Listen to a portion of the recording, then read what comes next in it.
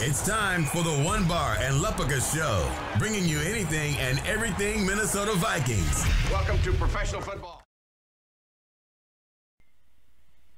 Hello and welcome back to the One Bar and Lupagus Show. I am still Lupagus, and I'm wearing a hat here today because I guess Bills fans are making fun of my appearance in my Stephon Diggs video. So anyway, today we're going to talk about 4 Vikings whose careers with the team will likely end before it ever really gets started. Before we hop into this fascinating topic, be sure to subscribe to our channel, like our videos. We are so close to 600 subscribers. We are on the precipice, on the cusp of exploding for 600 followers. Anyway, subscribers, not followers. Alright, so here are 4 Vikings who basically they're going to get cut before they ever play a snap with the team. First one is the veteran defensive end that the Vikings signed this offseason, Anthony Kjetil. Despite busting out in 2017, this guy, I think that year he had 6.5 sacks for the Detroit Lions. Bounced around after Detroit to Cleveland, spent some time with the 49ers, barely has seen a sniff in 2 years. While he does provide some veteran depth to the Vikings defensive line, he is by no means a lock to make the 53-man roster. There's a good chance he'll get usurped by the rookies. And everyone's blowing off Eddie Yarborough, but that guy does actually have some impressive stats, especially against the run, so I wouldn't rule him out. He's a long shot as well and could definitely be on the same list as this. But Anthony Kjetil is going to have to really impress in camp to earn a spot on this team. And his time with the Vikings might end before it actually officially starts. The next guy is quarterback Jake Browning. Everybody was excited when the Vikings went out and signed this guy after the draft last year. He maybe got in a couple times in the preseason. I think in that first game when you start rolling with the 4th stringers in both the second quarter, I think he maybe saw some snaps in that game. The problem for Browning is, well, there's a couple problems. First of all, the Vikings went out and drafted quarterback Nate Stanley in the 7th round.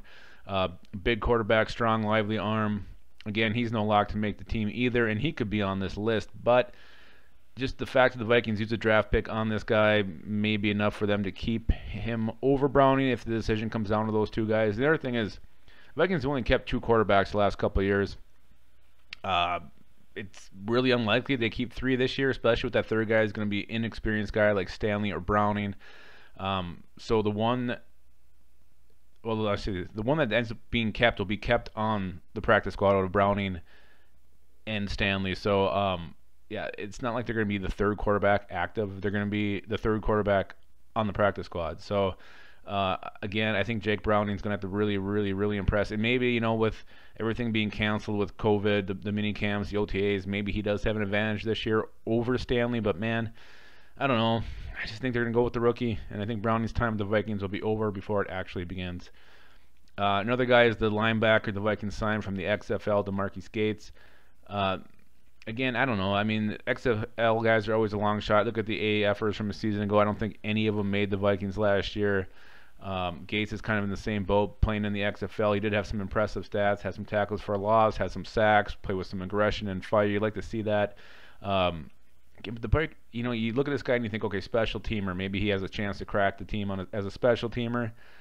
The Vikings drafted so many guys who could be great special teamers this year. With those safeties late, with some corners late, with some linebackers, I think they're going to have a plethora of valuable special teams players, and that factored in with only keeping 4 or 5 linebackers does not look good for DeMarcus Gates. And I think his time with the Vikings will end before it officially gets a start. So, again, long shot here. Long shot. The last one is the exciting rookie from last year, the 7th round pick, not B.C. Johnson, the other one from Oregon, Dylan Mitchell. After the draft, the big talk was which one of these guys is going to have an impact. Is it going to be B.C. Johnson or is it going to be Dylan Mitchell? This girl at the bar that night with 3 teeth told me B.C. Johnson was the guy to watch. It was a hell of a player that her roommate or friend or some shit was like his brother. She was right. Never doubt the wisdom of a 3-tooth girl at the bar. And BC Johnson, he became that Vikings third receiver last year, and Dylan Mitchell just fell down the depth chart.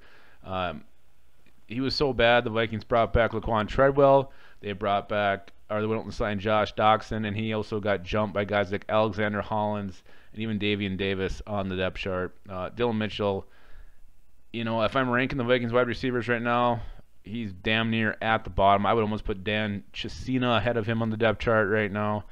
Dylan Mitchell, again, goodbye, because I think you are never going to play a meaningful snap for the Vikings. As excited as I was about you a year ago, just don't see it happening. There's just something's missing there, and I'm not sure what it is. So, all right.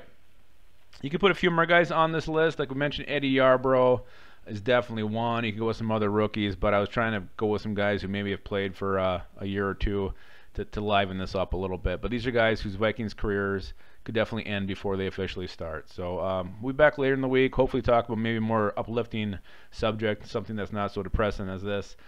But you never know. You never know what you're going to get here in the One Bar and Lupagus show. So until then, guys, we'll talk to you later.